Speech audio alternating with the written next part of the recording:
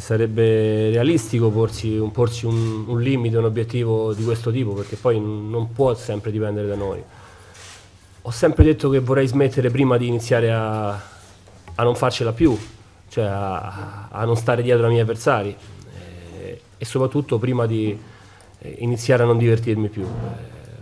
Passi delle stagioni quando sei più giovane in cui ti diverti di meno, però devi continuare per forza di cose. Se invece vedi che fai più fatica, stai male, ti diverti di meno a 34-35 anni,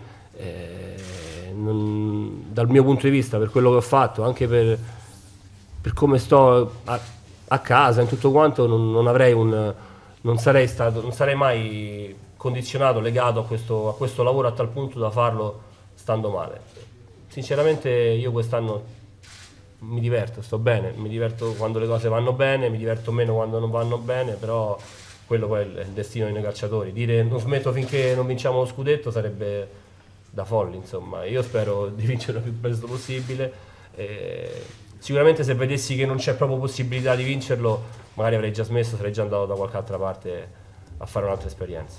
E invece, secondo me, non è una cosa impossibile che succeda.